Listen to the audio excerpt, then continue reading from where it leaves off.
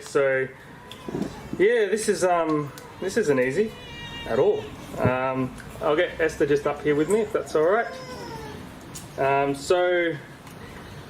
Oh wow, okay, all right. So July 17th will be my last as pastor of St Clair Baptist Church after nearly 6 years in the role. So our family have really tried in this season with Esther's chronic fatigue to persevere in the role, and it's become clear, crystal clear, for the sake of our family's overall well-being, I need to resign from the role of pastor. I've quite simply been running out of steam. That's the best way to put it.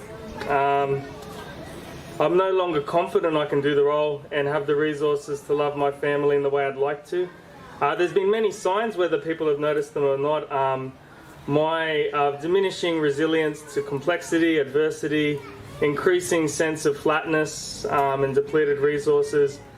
A real struggle to be emotionally and mentally present with my family and friends outside of the role. A lack of attentiveness to some subtle yet important parts of my duties as well. And Sundays as a family have been hard, really hard, just to get through at times. It's been hard for the whole family to even make it to the Sunday service, and just let alone have the resources to be available to you, the community I'm meant to be pastoring. The church has been wonderfully supportive to our family, and I really want the community to hear this. We haven't arrived at this position because of a lack of support. That's not true. On the contrary, I honour the graciousness and understanding that has been afforded to us in this season in the form of meals, kind words, other forms of practical, spiritual and emotional support. Of course, we remain incredibly grateful for the 3 months off the church provided late last year and the generous spirit in which it was afforded. I'd like to apologetically acknowledge that the fact that even though we communicated our intent to stick around on the back of that 3-month break, I have not been able to persevere as long as I had hoped for. That's just true. So, and you know, what makes this so hard is this decision just comes at a time where I feel we're in relational health with the wider church. This isn't a season of antagonism or particular conflict or discord. We're at peace with the church. We feel really blessed in the role. There are some days, of course, where there's this real sense where I feel up to it and I want to be part of it moving forward, and there's a real struggle to let go. Been super exciting, even just working on the grant, even though I know that my long-term future isn't in the role. Like, I'm excited to serve the church. I still love the church. And that's natural because I love the church, and we still desire to see the Lord's will done here. St Clair Baptist is the church Esther has been part of for over 10 years, and I've been here for over 20 years. And I have experienced being part of this community through many stages in life, from an awkward, pimply teenager to marriage, to having kids, and to being entrusted to pastor the church you grew up in. All stages of life that have happened while being embedded in this community. So my faith and character are largely formed here in this community. My closest friends are part of this community. So it's an honour. It's a real honour. It's an honour to play a part, just one part, amongst a wonderfully diverse community of faith. To this day, there are people who bless us with their faith, their wisdom, their humility, their service. And I'm so grateful that I had the privilege to journey with this wonderful community as we sought to follow Jesus together. Look, my focus in the next 3 months, and there's 3 months, so you know I'm still around. My focus in the next 3 months is to leave well, to serve and honour the church to the end, be helpful to the eldership and the church in the development of next steps. I intend to take time to honour different people in this church who have blessed our lives abundantly. The next line has a little footnote. I am available should anyone want to chat and understand our decision further. I didn't manipulate today at all, but it's just by coincidence that I have to run off for a wedding after the service, so I can't stick around that long actually today, and we're on leave for this next week. But after that, we're definitely available to debrief with people. That wasn't planned, it's just the way it was. But I am available, and Esther and I are available. And in fact, it's kind of like that would be the honour in the next 3 months to hear from people and if you want to understand our situation further, we'd love to chat with you. Like I said, we feel in health with the community, and so. Yeah, our trustworthy eldership are just going to inform the church of next steps in due time. I just really encourage your trust and patience towards them in this season. It's still new information. They still need some room to just, work things out as well. So just please your patience towards them. So, yeah, just super sad day for us. And you'll hear in due course, where our family is.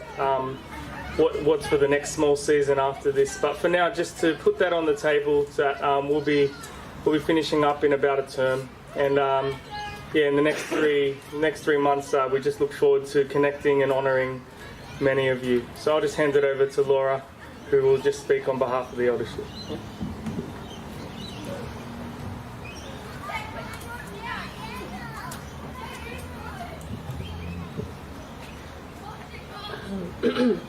We're each going to respond to this news in different ways.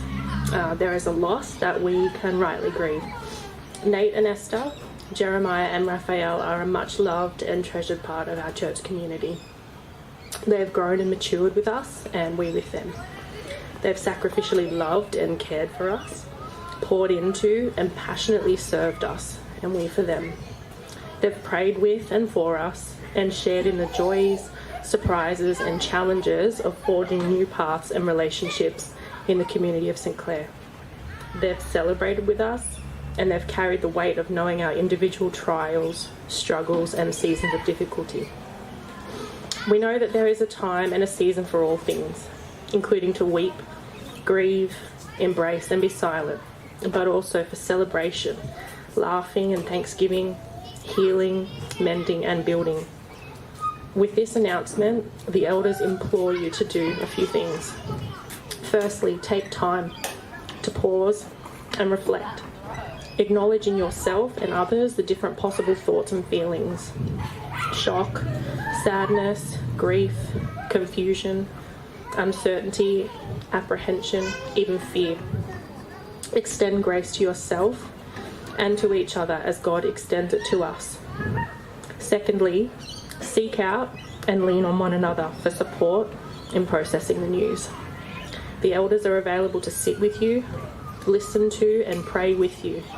Seek us out, and don't be surprised or offended if we seek you out as well. We're already working to determine the best way forward, and in addition to making every effort to care for each one of you, we will be intentional about bringing the church into the process and communicating clearly and openly as we discern our next steps. In the coming months, the desire is for Nate to transition and finish well. This is as important for us as a church as it is for Nate, Esther, and the boys. There will be time dedicated to thanking God for all that He has done in and through them, and for what we know He will certainly continue to do. He leaves no good work unfinished, and we can have confidence that He knows the great many things He has planned for them. But take the opportunity to speak life into Nate and Esther before anything official. Thank them, reminisce with them, pray for, encourage, and share your hopes for them. Most importantly, intentionally invite God into this space now. Whatever the circumstances now and ahead of us, He is still Lord. He's still good. He's still working. He knows and is the beginning, middle and end to the story. He is still who He is. And who's that? Faithful, trustworthy and kind, strong, able and willing, gracious and compassionate. Emmanuel, with us, wherever we find ourselves and each other in this next season. This is an opportunity for our church to trust in the goodness of our shepherd, who has a far greater understanding of what is ahead, and who knows best how to love, nurture, and guide His people.